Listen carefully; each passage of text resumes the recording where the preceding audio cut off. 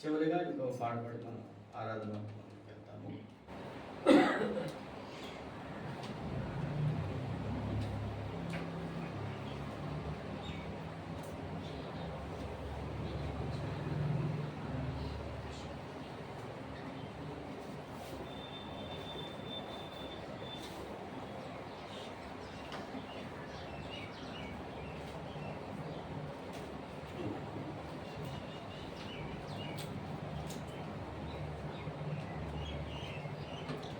పాట సంఖ్య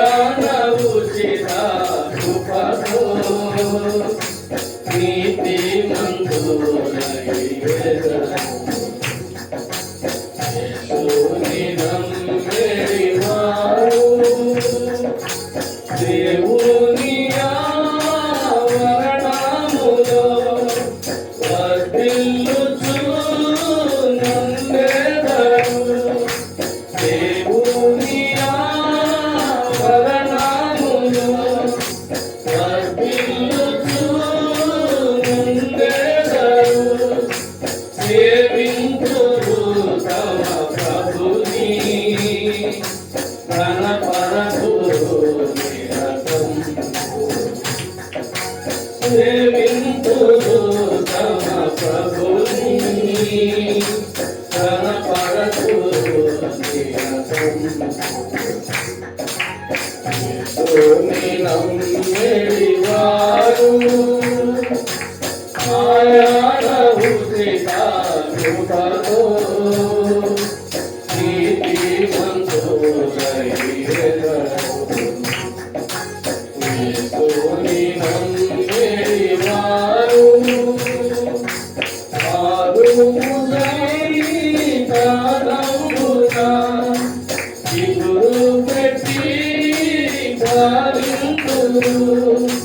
Hallelujah.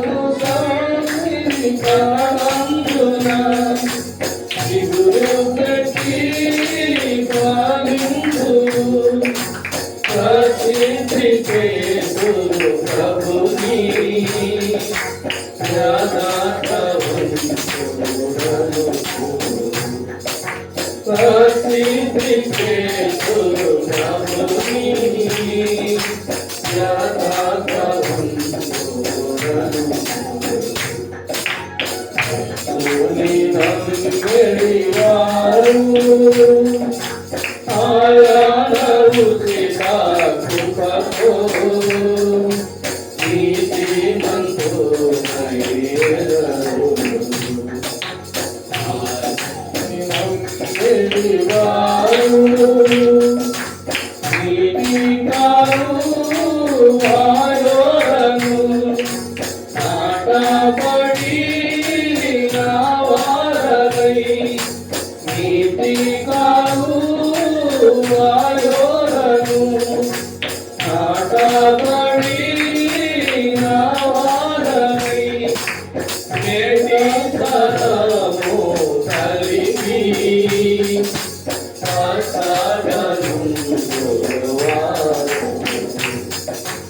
నేటి తరము కలిగి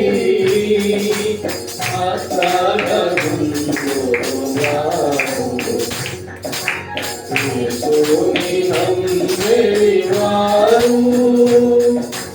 ఆయన ఉచిత కృపతో నీతిమంతుడయ్యేదను. యేసుని నమ్మినవారు హల్లెలూయా పాడబడి వల్లభుని స్తుతింతురు. హల్లెలూయా పాడబడి వల్లభుని స్తుతింతురు. చల్లని ప్రభుల కడకై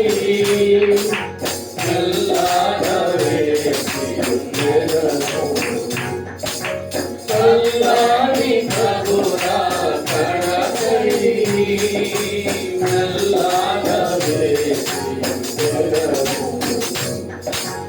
యేసుని నమ్మినవారు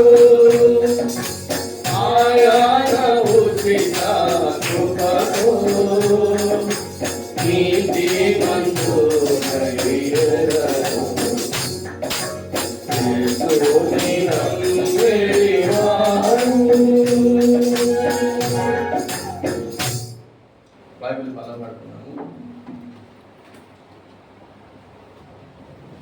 పఠింప శ్రేష్ఠ గ్రంథాలు బైబిల్ పఠింప శ్రేష్ఠ గ్రంథము బైబిల్ అనుదినము పఠించిన ప్రేమతోడ నడుపును ఆ పఠింప శ్రేష్ఠ గ్రంథము Bible. The best book to read is the Bible. The best book to read is the Bible. If you read it every day, it will help you on your way. Oh, the best book to read is the Bible.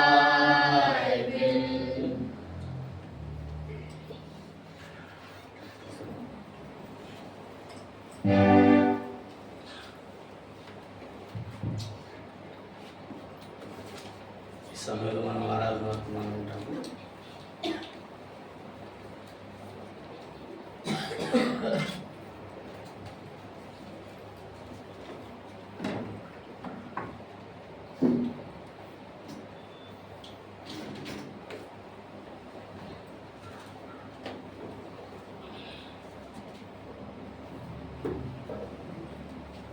Mark సువార్త 11వ అధ్యాయం తీయండి. Mark సువార్త 11వ అధ్యాయము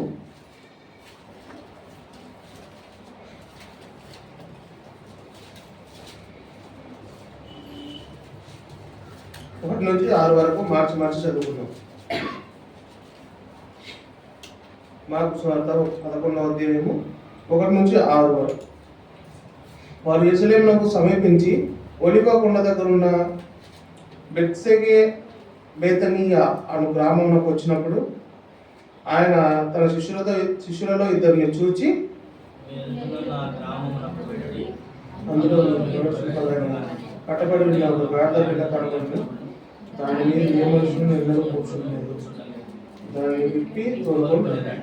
ఎవడైనా మీరెందుకు ఇలాగ చేయుచున్నారని మిమ్మల్ని అడిగినలా అది ప్రభువులకు కావాల్సి ఉన్నదని చెప్పి తక్షణమే అతడు దానిని ఇక్కడికి తోలి పంపాలని చెప్పి వారిని పంపాను.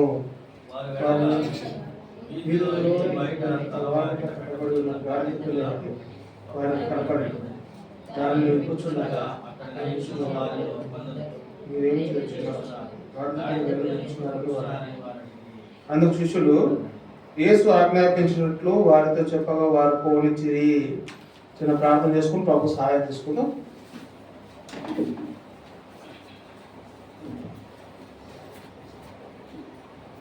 ప్రేమగల మా పేపర్లో తండ్రి యేసుక్రీస్తు దేవా, మరొకసారి మీ దయ చొప్పున నన్ను మమ్మల్ని జ్ఞాపకం చేసుకొని దేవా, ఈ మందిరంలో సజీవ లెక్కలో మేము ఉండి మిమ్మల్ని ఆరాధించే భాగ్యం మీరు మాకు ఇచ్చినందుకు పొందున్నాం. దేవా, ప్రత్యేకమైన సమయంలోనైనా మీ గ్రంథంలో కొన్ని మాటలు చూసుకోబోతున్నాగా మీరే కృప చూపించండి. దేవా, ఇక్కడ కూర్చున్న వారిలో ఎవరికంటే గొప్పవాడి కాదు నాయన, కేవలం మీ ఉచితమైన కృప ద్వారా మీ మాట చెప్పడానికి నాకు అవకాశం దొరికింది. ఈ అవకాశాన్ని దుర్వినియోగం చేసుకోకుండా దేవతండ్రి, మీ పిల్లల సమయాన్ని వ్యర్థం చేయకుండా మీ మాటలు స్పష్టంగా చెప్పడానికి దేవతండ్రి మీ కృప నాకు అనుగ్రహిస్తున్నామని వేడుకుంటున్నాను. దేవా, మీ దయను కోరుకుంటున్నాను. మీ దయ చొప్పున నన్ను జ్ఞాపకం చేసుకోండి. దేవా, ఇంకెవరైతే మార్గ మధ్యలో ఉన్నారో వారిని త్వరపెట్టి తీసుకురండి. దేవా, ఎవరైతే అలక్ష్యం చేసినారో వారికి మీరే గుగ్గులు పుట్టించి మీ వందనపై నడిపించుకోమని వేడుకుంటున్నాను. దేవా తండ్రి, మా చుట్టూ మీ సన్నిధి కాంతిని అనుగ్రహింపజేయమని దేవా, మీ ఆవరణంలో ఆనందాన్ని మేము పొందినట్లు మీ కృప చూపించాను. దేవా, మరొకసారి మీ చేతులకు నన్ను అప్పచెప్పుకుంటున్నాను. దేవతండ్రి, మీ మాట చెప్పడానికి నన్ను పూర్వగా వాడుకోండి, సహాయం చేయమని యేసు నామములో ప్రార్థిస్తున్నాను తండ్రి.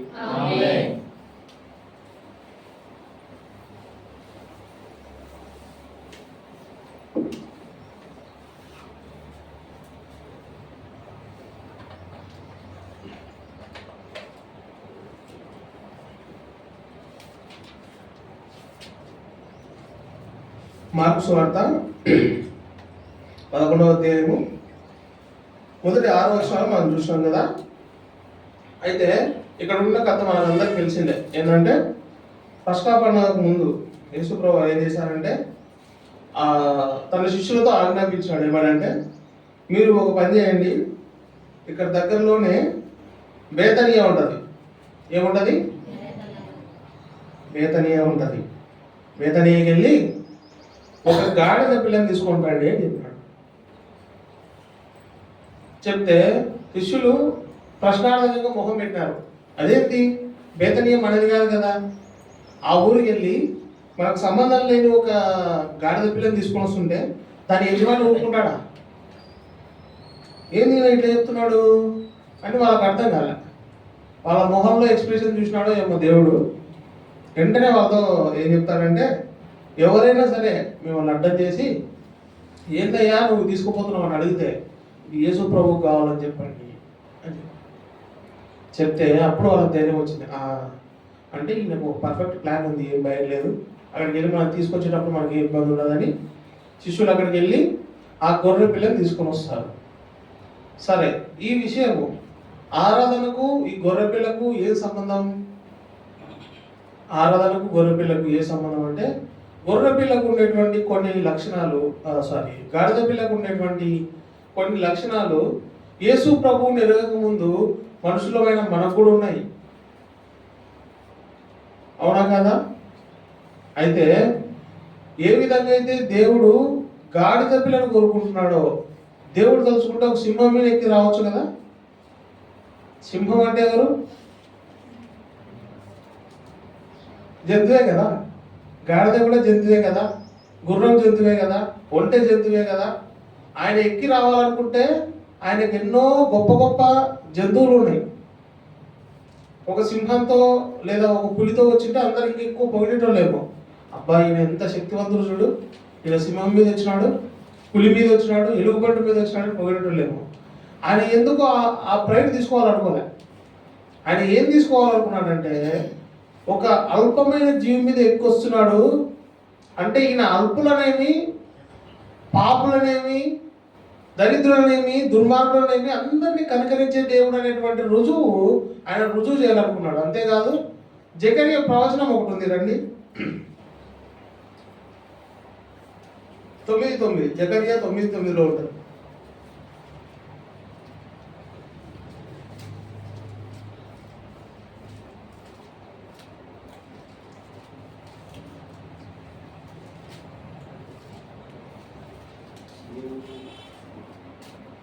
సియోను నివాసాల మగవా సంతోషించుడి, యెరూషలేము నివాసాల ఉల్లాసంగా ఉండుడి. నీ రాజు నీతిపరుడును రక్షణ గలవాడును దినుడై గాడిదను గాడిద పిల్లను ఎక్కి నీ యుద్ధకు వచ్చుచున్నాడు. ఇక్కడ ఒక క్వశ్చన్ రావాలా, దేవుడు ఎక్కింది గాడిదనా గాడిద పిల్లనా? గాడిదనేనా? కాదు, కరెక్ట్ తప్పు చెప్పినారు. గాడిదను గాడిద పిల్లను రెండింటికి ఎట్లా ఎక్కుతాడు? రిక్షా కోల్పోతాడా? దేన్ని ఎక్కినాడు దేవుడు అంటే మనకు ఎంతో సాధారణంగా తెలుసు. చాలా మంది మనము చూస్తూ ఉంటాం కదా, ఒక గాడిద పిల్ల రావాలంటే దాని తల్లి వెనకాల వస్తేనే ముందు వెళ్తేనే పిల్ల వెనక పాలు అవుతుంది. పండితుల అభిప్రాయం ప్రకారం ఏంటంటే అక్కడ కట్టబడి ఉండేది గాడిద పిల్లే, కానీ గాడిద పిల్లని బలవంతంగా తీసుకురావడానికి అవకాశం లేదు. ఎందుకు? తల్లిని వదిలిపెట్టి పిల్ల రాదు. పేరులోనే ఉంది గాడిద పిల్ల అంటే అది చిన్నదే, మేబీ ఒక 5 years 6 years అట్లా ఉండొచ్చు. అయితే అంత చిన్న గాడిద పిల్లని తీసుకురావాలంటే దాని తల్లి దాని ముందు రావాల్సిందే. కాబట్టి గాడిద పిల్ల మీద ఎక్కాలంటే దానికి ముఖ్య కారణం ఏంటంటే గాడిద యొక్క దాన్ని కనినటువంటి తల్లి కూడా దాంతో పాటు రావాలా. సో అక్కడికి తీసుకురాబడింది గాడిద ప్లస్ గాడిద పిల్ల.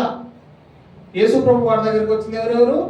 గాడిద వచ్చింది, గాడిద పిల్ల వచ్చింది. కానీ ఆయన ఎవరి మీద ఎక్కాలని ఇష్టపడినాడు? దేని మీద సవారీ చేయాలనుకున్నాడు అంటే గాడిద పిల్ల మీదే. ఎందుకు? దాని మీద ఇంతవరకు ఎవ్వరు ఎక్కి ఉండలేదంట. ఈ గాడిద వంటి స్వభావం కలిగినటువంటి మానవుడు కూడా, ఎంతో మంది వింటారు కదా, నువ్వు మనిషిగా గాడిదగా తిరుగుతుంటావు, అవునా? మనిషి జీవితంలో ఏమైపోయిందంటే మనిషితనం తగ్గిపోయి గాడిదతనం పెరిగింది. అయితే మనిషి లోపల ఉన్నటువంటి ఈ స్వభావాలు ఏంటి అనేటువంటి ఒక 5 చూసుకుందాం. మొట్టమొదటిగా కీర్తన గ్రంథం 32వ అధ్యాయం 9వ వచనం.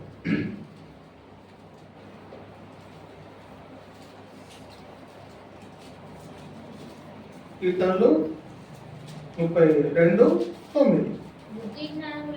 బుద్ధి జ్ఞానం లేని గుర్రాలలాగైనను ఏ గాడిద? కంచెర గాడిదలను.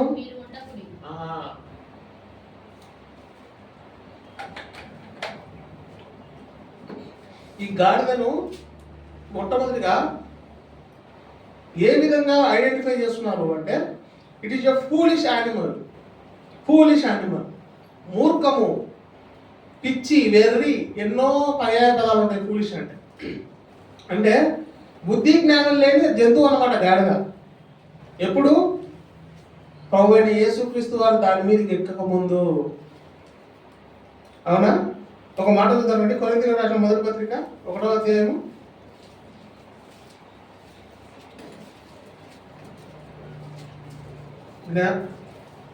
27-28.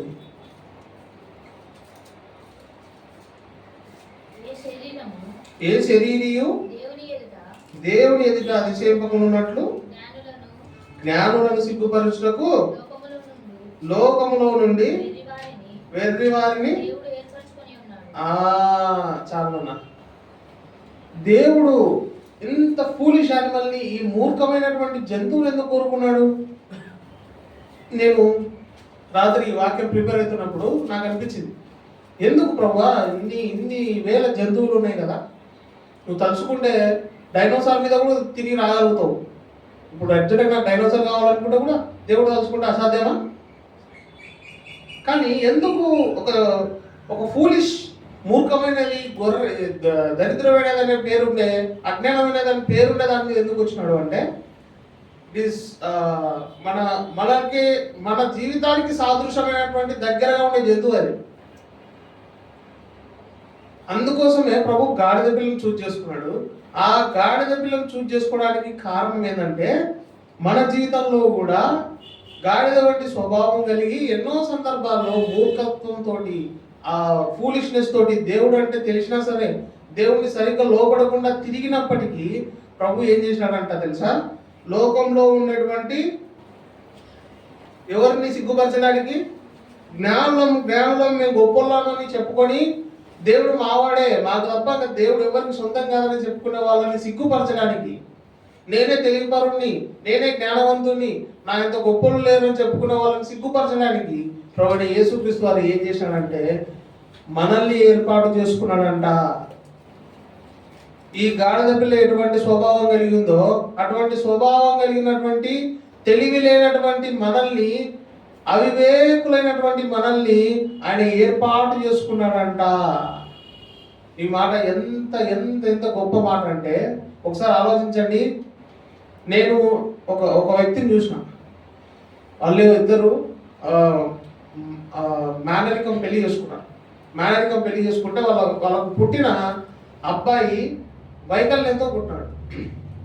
వైకల్యంతో పుడితే వాళ్ళు ఏం చేసినారంటే ఆ అబ్బాయిని తీసుకెళ్ళి చాలా తెలియని చోట ఎక్కడో పెట్టేసినారు. ఎందుకంటే ఆ అబ్బాయి సరిగ్గా లేడు కాబట్టి అతని వల్ల అతడు మంచిగా పుట్టలేదని వీళ్ళకి అవమానం వస్తుందేమో అని చెప్పేసి సొంత కడుపులో 9 నెలలు మోసిన తన తల్లి ఏం చేసిందంటే ఆ అబ్బాయిని దాదాపు అస్సాం సైడ్ వదిలేసి వచ్చింది.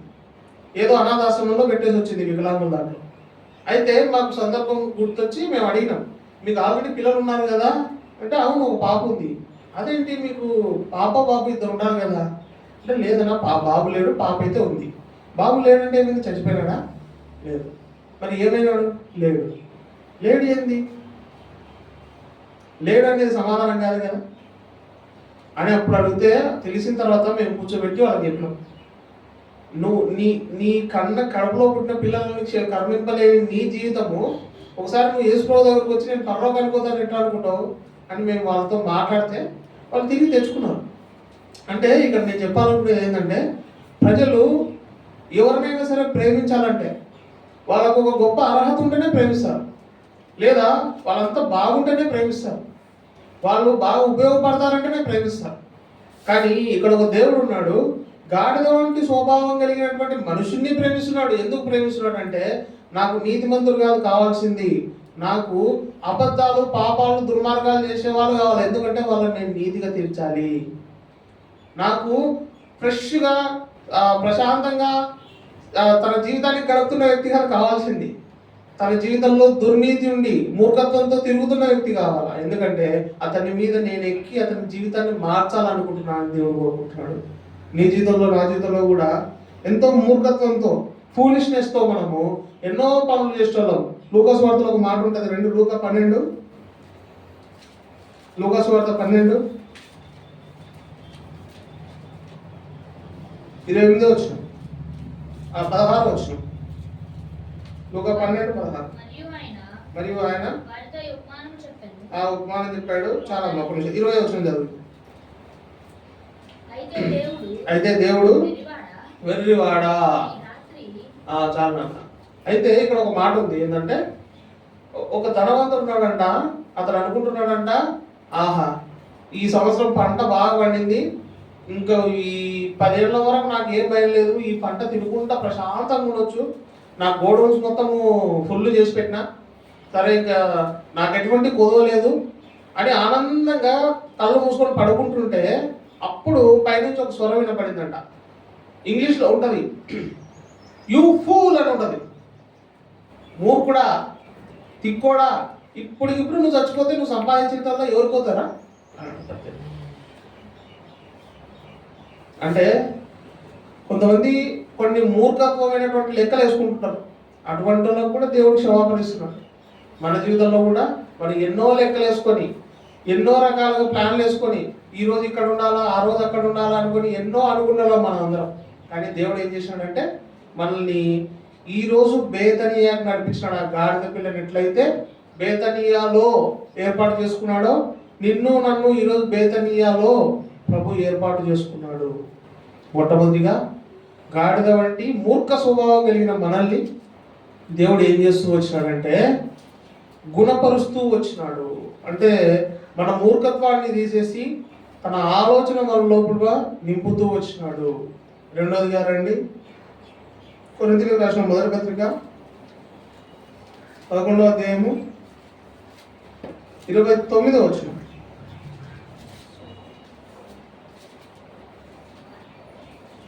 ఎన్నికలైన వారిని ఏర్పరచుకొనెను. రెండవదిగా ఏంటంటే గాడిద ఒక ఎన్నికలైనటువంటి జంతువు, అంటే డిస్పాయిజ్డ్ యానిమల్ అంటారు. అంటే దానికి ఏం జరిగినా సరే వాళ్ళు పట్టించుకోరు. మీరు ఎప్పుడైనా గమనిస్తే ఎక్కడైనా గాడిద తప్పిపోతే వెతకడానికి ఎవరైనా వెళ్ళడం మీరు చూసారా? పల్లెటూళ్ళలో ఆవులు తప్పిపోయినా, లేకుంటే ఎద్దు తప్పిపోయినా, లేకుంటే బర్రెలు పశువులు తప్పిపోయినా, గొర్రెలు తప్పిపోయినా ఎంత దూరమైన ఊరంతా తిరిగి ఎదుగుతారు. కానీ గాడిద పిల్ల తప్పిపోతే అసలు ఎతకరు. నేను మా ఊర్లో చూస్తాడు, మా ఊర్లో దోబి వాళ్ళు ఉంటారు కదా, వాళ్ళు గాడిదలు పెంచుతారు కదా, వాళ్ళ దగ్గర 10-12 గాడిదలు ఉండేవి. వాళ్ళ ఇంట్లో ఉండే అమ్మాయి నా క్లాస్మేట్. మేము ఎప్పుడన్నా అలా వాళ్ళ సందులో ఆడుకోవడానికి వెళ్తే వాళ్ళ డాడీ అది పోయింది 3 రోజులు అయింది అని మాట్లాడేటోడు. అడిగితే నేను అడిగేటోడు, అది పోతే మళ్ళీ మీరు పోయి ఎత్తుకొని రారా అంటే 4 రోజులు అవుతాయి, ఏమో వస్తాయి, ఏమి అంటే దానికోసం ఎవడు ఎదుగుతాడు, దానివల్ల ఏం ఉపయోగం ఉండదు, ఒకటి పోతే ఒకటి ఉన్నాయి మా దగ్గర అని చెప్పేది ఆ అమ్మాయి. అంటే మీరు ఇంత ప్రేమగా పెంచుకునే గాడిద తప్పితే మీరు ఎందుకు పట్టించుకోరు అని నేను అడిగితే ఆ బాబు చెప్పింది, నాకు అంత విలువ లేదులే అని చెప్పి. నాకు ఆ మాట ఇప్పటికి కూడా గుర్తు. గాడిదకు ఎట్లా అంటే దానికి విలువ లేదు, కానీ ప్రభు ఏం చేసినాడంటే తెలుసా, మీరు విలువ పెట్టి కొనబడిన వారు అంటున్నాడు. మన జీవితంలో కూడా మనం కూడా విలువ లేని జీవితం జీవించినాం. ఎవరైనా మనకు విలువ ఇచ్చినారా?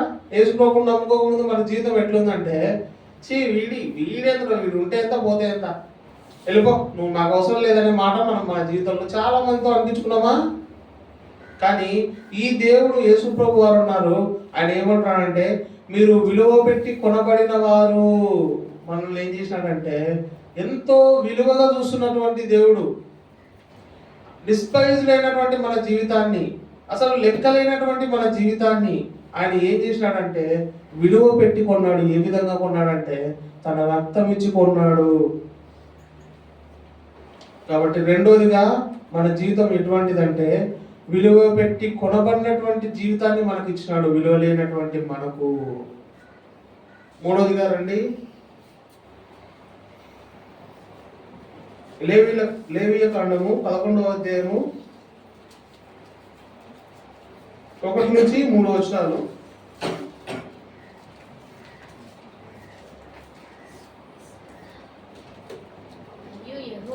మరియు యెహోవా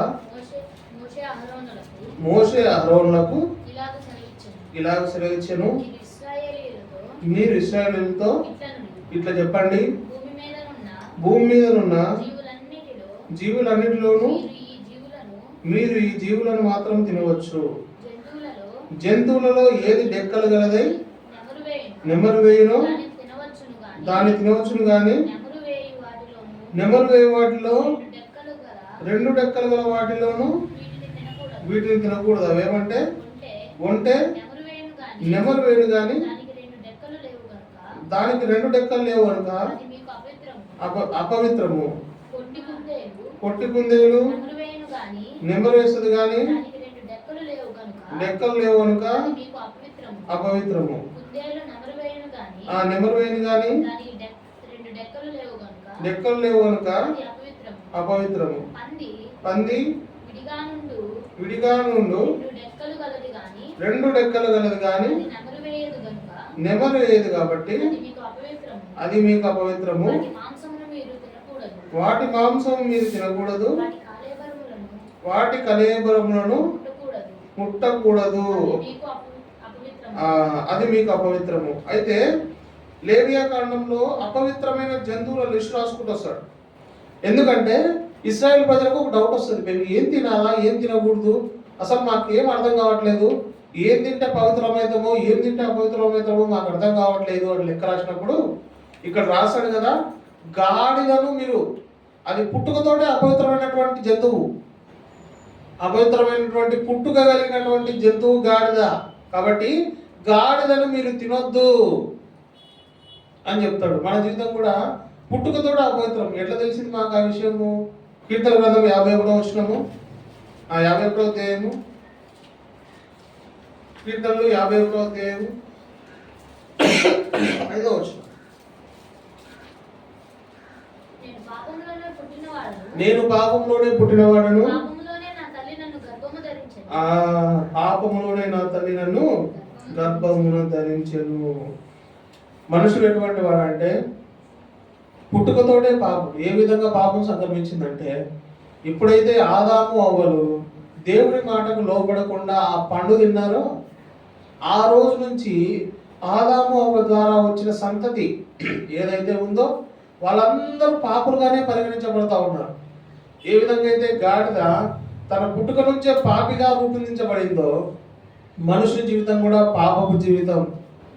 ఈ పాపపు జీవితంలో ఉన్నటువంటి నిన్ను నన్ను ఉద్ధరించడానికి, మన పాపములు తీసివేయడానికి ప్రభు భూమి చూస్తున్నాడు. పాపములను రక్షించుటకు క్రీస్తు యేసు లోకమునకు వచ్చిన వాక్యము నమ్మదగినది, పూర్ణాంగీకారమునకు యోగ్యమై ఉన్నది. అయితే మన జీవితంలో కూడా గాడిద వంటి ఎన్నిక లేని జీవితం, మనము పుట్టుకతోటే పాపం జీవితం మనం కలిగి ఉన్నాం. కానీ ప్రభు ఏం చేశాడంటే పుట్టుకతో పాపంలో ఉన్న మనల్ని రక్షించడానికి భూమి మీదకి వచ్చి మన పాపములు తీసివేసినాడు. ఇది 3వ విషయం. 4వ విషయం రండి. తిమోతికి రాసిన మొదటి పత్రిక 1వ అధ్యాయము 12వ వచనం. మొదటి తిమోతి 1వ అధ్యాయము 12వ వచనం. పూర్వము దూషకుడను హింసకుడను హానికరుడనై ఉన్న నన్ను. చాలమ్మా. 4వదిగా గాడిదకు ఎటువంటి స్వభావం ఉంటుందంటే హాని చేసే స్వభావం ఉంటుందంట. ఏ విధంగా హాని చేస్తుందంటే, ఆ గాడిదకు రోజు ఒక టెంపర్ ఉంటుందంట. ఎప్పుడు ఒక మైండ్లో ఉండదు అది. దాని స్వింగ్స్ 3 స్వింగ్స్ వేరే. దాని పక్కన నిలబడితే దానికి మహా చెడ్డ కోపం అంట. ఎగ్గిరి కాదోదంటదంట. నేను నైట్ నా స్నేహితుడు ఫోన్ చేసిన. అతడు గాడిదలు, ఆవులు, తర్వాత ఇవి రెంట్ తెచ్చుకొని అమ్ముతుంటాడు. కొనుక్కొచ్చుకొని అమ్ముతుంటాడు. నేను వాడిని అడిగిన, అదే నువ్వు ఇట్లా వ్యాపారం చేస్తున్నావు కదా, గాడిదలు ఎప్పుడైనా అమ్మినవారా? అమ్మినరా. కొన్నవారా? కొన్నారా. గాడిద గురించి ఏదన్నా ఒక 2 విషయాలు చెప్పురా అని అడిగిన. ఎందుకంటే నేను వాక్యం చెప్పాలా, ఎవరో తెలిసే చెప్పురా అంటే, ఏం చేసినా సరే గాడిద సహిస్తుందేమో కానీ తన పక్క నిలబడితే అది సహించదురా. ఎందుకు? తన పక్క నిలబడితే దానికి మళ్ళీ కోపం, చెడ్డ కోపం ఎందుకో తెలియదు కానీ ఎక్కిరితంతది. అది కాలగాడు ఉన్నప్పుడు దానికి ఏం చెప్పినాడు అంటే ఎందుకో నాకే తెలుసు. నేను గాడిదనా అంటే గాడిద పక్కన నిలబడితే అది అకారణంగా హాని చేసే జంతువు, అకారణంగా కీడు చేసే జంతువు. మన జీవితంలో కూడా అకారణంగా మనము మనుషులకు కీడు చేసి మనుషుల చేత తిరస్కరించబడినటువంటి మనుషులం మనం. అయితే ప్రభు ఏం చేసినాడంటే, పూర్వము దూషకుడు, హింసకుడు, హానికరుడైన నన్ను, తర్వాత చదవమ్మా, తన పరిచర్యకు నియమించి నమ్మకమైన వాడిగా ఎంచినందుకు నన్ను బలపరిచిన మన ప్రభు అయిన క్రీస్తు యేసుకు కృతజ్ఞుడనై ఉన్నాడు. అయితే ఒకసారి ఆలోచించండి, వాడి పక్కన నిలబడడానికి కూడా మనకు అవసరం లేదనుకునేటువంటి మనుషులైనటువంటి మనల్ని వాంతో నాకెందుకు లేరనైనా, వాడు మంచివాడి కాదు, అతను దుర్మార్గుడు అని చెప్పేటువంటి లోకంలో అనిపించుకునేటువంటి మనల్ని ప్రభు ఏం చేసినాడంట అంటే నమ్మకమైన వాడిగా ఎంచినాడు. ఈ గాడిదను దేవుడు నమ్మినాడు కాబట్టే కదా ఆయన పిలుచుకుంది. ఇప్పుడు ఆయన ఎక్కాలంటే దాన్ని పక్క నుంచి ఎక్కాలా, ముందు నుంచి ఎక్కాలా? పక్కన ఉండే కదా. సో ఇప్పుడు పక్కన ఉంటే ఏం చేస్తుంది? అది తంతది. అది తంతదని తెలిసినా సరే ఆయన దాన్ని నమ్మినాడు. మన జీవితంలో కూడా మనం ఎన్నోసార్లు ప్రభువా ఈరోజు పొద్దున్న నుంచి మొదలు రోజు బైబిల్ చదువుకుంటామని నమ్మకంగా ప్రార్థన చేసుకుంటాం, రేపు పొద్దున్నే మర్చిపోతాం. అవునా? ప్రభువా ఈ రోజు నుంచి ఇంకా తిరుగులేదు. ప్రతి వారం ఎన్ని మీటింగ్లు ఉంటే అన్ని మీటింగ్కు ప్రతిరోజు వార కార్యక్రమాలకు వెళ్తాం అనుకుంటాం. అనుకున్న రోజే వెళ్ళాం. అవునా? అన్ని అపనమ్మకమైన పనులు చేసినా సరే దేవుడు మనల్ని ఏమనుకుంటున్నాడంటే నమ్మకమైన వాడిగా ఎంచుకుంటున్నాడంట. చూసినారా? సో 4వదిగా దేవుడు అపనమ్మకస్తులైన మనల్ని, లేదా ఆ గాడిద స్వభావం లాగా అపనమ్మకమైనటువంటి స్వభావం కలిగినటువంటి, హాని చేసే స్వభావం కలిగినటువంటి మనల్ని ఆయన నమ్మకమైన వారిగా ఎంచుతున్నాడు. 5వదిగా చివరిగా రండి, మార్కు సువార్త 11:2. మార్కు 11:2. మీ ఎదుటనున్న గ్రామానికి వెళ్ళండి, ప్రవేశింపగానే ఏం గాడిదంట? కట్టబడి ఉన్నటువంటి గాడిద. బౌండింగ్ అంటారు కట్టబడడం అంటే. ఏం జరుగుతుందంటే మనిషి జీవితంలో లేదా గాడిద జీవితంలో కూడా ఉండేది ఏంటంటే కట్టడలు. దేవుని దగ్గరకు వచ్చేటప్పుడు మాత్రం ఎన్ని కట్టడలు ఉంటాయో అన్నా, బస్ స్టాండ్ దగ్గరకు వచ్చి కూర్చున్నాం, ఒక్క ఆర్డర్ రాలే, ఒక్క బస్సు రాలని చెప్తాం. ఏదన్నా ఏ ఊరికి వెళ్ళాలంటే ఆ ఊరికి వెళ్ళడానికి గంట సేపు ముందే బస్టాలో కూర్చుంటాం. అవునా? దేవుని దగ్గరకు వచ్చినప్పుడు ఎన్ని కట్టడలు పెడతామంటే ఎన్ని రకాలైనటువంటి బౌండరీస్ మనమే గీసుకుంటాం. కానీ మనకు కావాల్సిన ఏదైనా పని జరగాలంటే ఆ బౌండరీస్ అన్ని మనకు కనపడవు. లోకం ఉన్నటువంటి ఎన్నో బౌండరీస్ ద్వారా ఈ గాడిద ఏ విధంగా అయితే అక్కడ కట్టబడి దానికి కట్లు తెంచుకోలేక, పాపపు కట్లైనా సరే, లోకం అనేటువంటి కట్లైనా సరే, బంధువులు అనేటువంటి కట్లైనా సరే, ప్రేమలు లేకుంటే ద్వేషాలు, ఎన్నో రకాల కట్ల చేత అది బంధించబడి అక్కడే ఉందంట. అక్కడే ఉందంట. నీ జీవితంలో నా జీవితంలో కూడా మనం ఏ కట్లతోటి బంధించబడి దేవుడికి దూరంగా ఉన్నాము? 1 కాదు 2 కాదు కదా. కామ, క్రోధ, లోభ, మోహ, మద, మత్సరాలని ఎన్నో 6 విషయాలను మనం చూస్తాం బైబిల్లో. మనుషులు దేని చేత కట్టబడతాడంటే 6-7 విషయాలు ఉన్నాయి. సో ఈ కట్టబడినటువంటి స్థితిలో ఉన్నటువంటి గాడిదను ఏం చేసినారంట? చదువుదాం అన్నమాట. 6.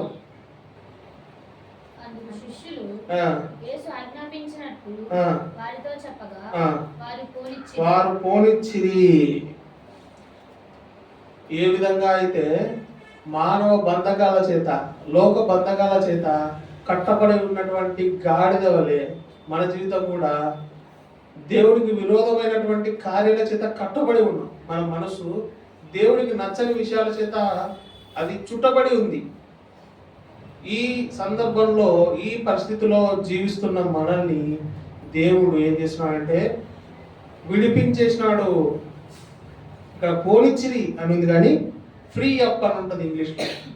అంటే పాపము నుంచి మనల్ని ఆయన ఏం చేస్తూ వచ్చినాడంటే కట్టబడిన స్థితిలో నుంచి విడిపిస్తూ వచ్చినాడు. ఏ బంధకం నుంచి మనల్ని విడిపించినాడో తెలుసా? కీర్తన గ్రంథము 116వ అధ్యాయము 3వ వచనం. కీర్తనల గ్రంథము 116.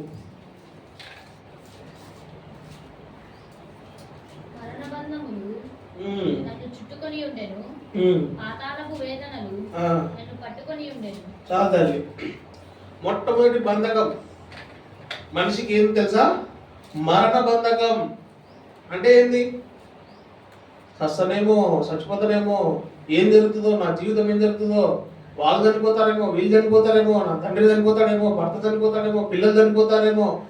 ఈ మరణం అనేటువంటి భయంతో మనుషుడు ఏమైపోతున్నాడంటే ఉన్న ఆరోగ్యాన్ని పోగొట్టుకుంటున్నాడు. ఇటువంటి మరణ బంధకం నుంచి గాడిద జీవితంలో ఏ విధమైన బంధకం ఉందంటే మొట్టమొదటి మరణ బంధకం. దానికి ఏమవుతుందో ఏం తెలీదు. మన జీవితం కూడా అంతే, మరణ బంధకం.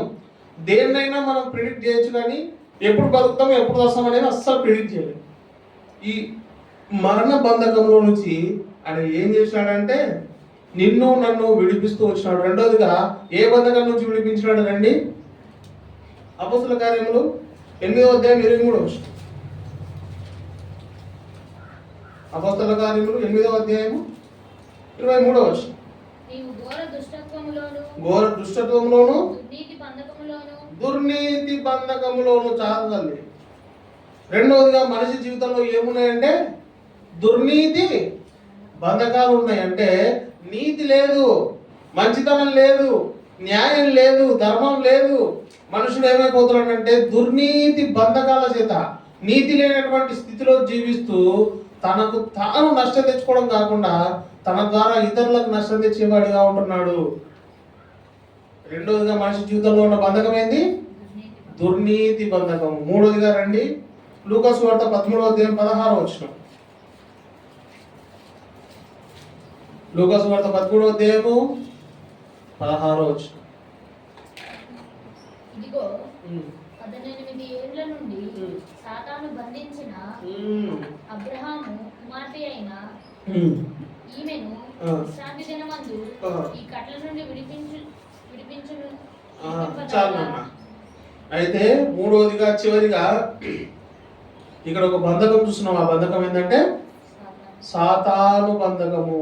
ఇక్కడ ఒక స్త్రీ ఉంది, ఇక్కడ ఒక స్త్రీ ఉంది. ఆమె ఎన్నో రోజుల నుంచి ఒక రోగంతో బాధపడుతుంటే అందరు అనుకున్నారు ఈమె జీవితం ఇంతే, ఈమె ఇట్లే ఉంది, ఇట్లే సావాలా, ఈమె బాగా కాకూడదు. ఎందుకు వాళ్ళకి బాగా కాకూడదు? ఒప్పలేరు. ఆమె బాగుపడితే వీళ్ళకి నచ్చదు. దానికి వాళ్ళు ఏం సాకెత్తుకున్నారంటే, ఈరోజు విశ్రాంతి దినం కదా, ఈరోజు ఎట్లా నువ్వు బాగా చేసినావు అని అడిగినారు. అడిగితే దేవుడు చెప్తున్నాడు, సాతాను బంధకం చేత సైతానుడు ఈమెను పట్టుకొని ఉన్నాడు. ఈమె జీవితాన్ని నాశనం చేయాలని, ఈమె బాగుపడకూడదని ఆయన దాన్ని సాతానుడు దాన్ని బంధించి పెట్టినాడు. అయితే నేను ఇప్పుడు ఈ బంధకాల నుండి ఆమెను విడుదల చేస్తున్నా అని చెప్తాడు. మన జీవితంలో కూడా మూడోదిగా సాతాను బంధకాల చేత సైతానుని చేతి కింద మనం ఉండి దేవునికి దూరంగా ఉండి ఎరుకలేని స్థితిలో మనం ఉన్నప్పుడు ప్రభు మన దగ్గరకు వచ్చి ఈ సాతాను బంధకాల నుంచి మనల్ని తెంచి దూరపరిచినాడు.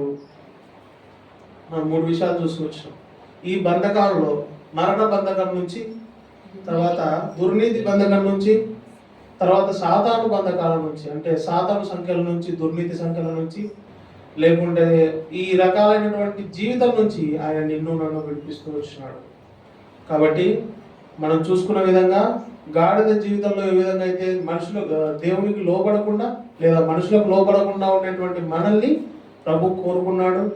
మన మీద ఎక్కి స్వారీ చేయాలని కోరుకున్నాడు. మన జీవితాల్లో మార్పు తీసుకురావాలని కోరుకున్నాడు. మనల్ని నమ్మి మనమందరము సజీవ లెక్కలో ఇక్కడ ఉండడానికి మనకు అవకాశం దయచేసినాడు. కాబట్టి ఏ మాట ద్వారా అయితే దేవుడి మీతో మాట్లాడుతున్నాడో తప్పకుండా అందరూ నోరు తెరిచి ఆరాధించి ప్రభువు చేసినటువంటి మేలు, ఈ దుర్నీతి బంధకాల నుంచి, పాపపు జీవితం నుంచి మనల్ని విమోచించినటువంటి ఈ గొప్ప మేలును బట్టి ఆయన మనల్ని ఆరాధిద్దాం. దేవుడి మాటలు దీవించుగాక.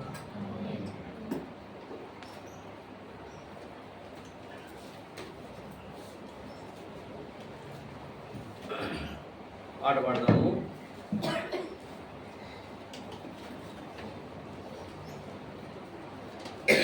స్తుతి ప్రశంస.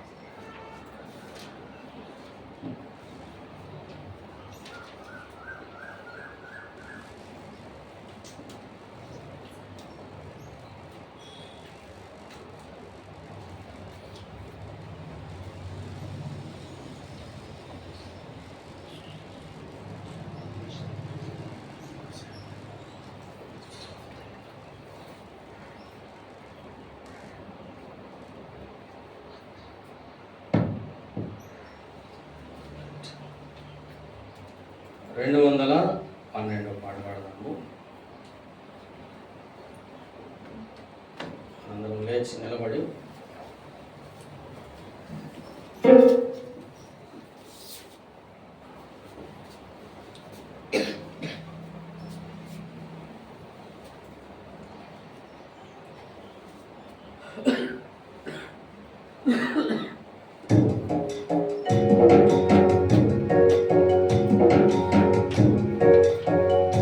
స్తుతి ప్రశంస పాడుచు కీర్తింతు నిత్యము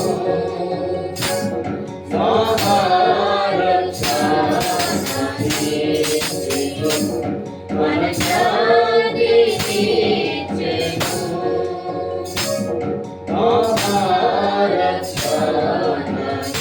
మహారక్షణీయుడు మనశాంతి నిత్యము ఆత్మలో సంబంధమందు దశత్వమందున్నా ఆత్మలో సంబంధమందు దశత్వమందున్నా నిరక్త శక్తి సేవము విమోచించితివి నిరక్త శక్తి సేవము విమోచించితివి స్తుతి ప్రశంస పాడుచు కీర్తింతు నిత్యము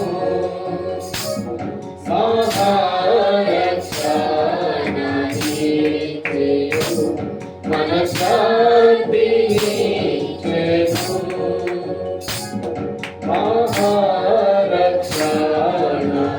మహారక్షణీయుడు మనశాంతి నిత్యము పాపభారము చేనెను దుఃఖము పొందితి పాపభారము చేనెను దుఃఖము పొందితి నా ప్రభువే దయించెను నా దుఃఖ బాధలు నా ప్రభువే దయించెను నా దుఃఖ బాధలు స్తుతి ప్రశంస పాడుచు కీర్తింతు నిత్యము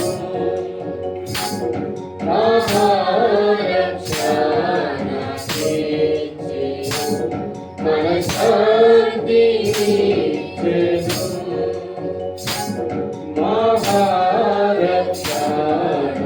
మహారక్షణీయుడు మనశాంతి నిత్యము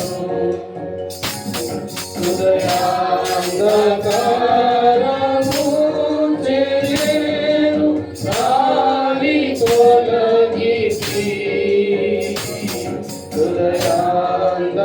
హృదయాంధకారము చేరేను గాలి తొలగిసి ప్రభువే జ్యోతియాయెను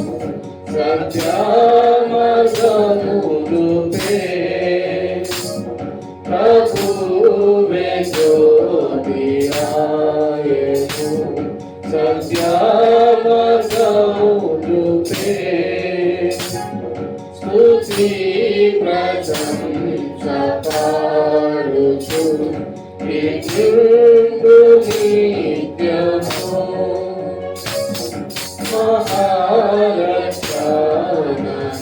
మహారక్షణీయుడు మనశాంతి నిత్యము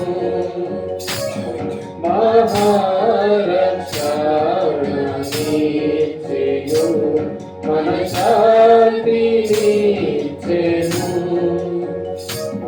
పెంటకు పానుండి నన్ను లేవనెత్తితివి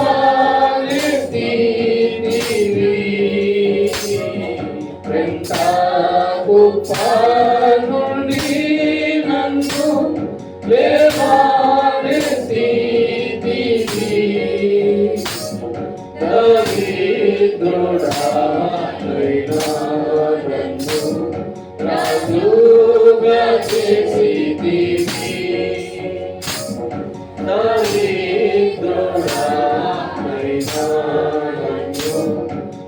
రాజుగా చేసితివి.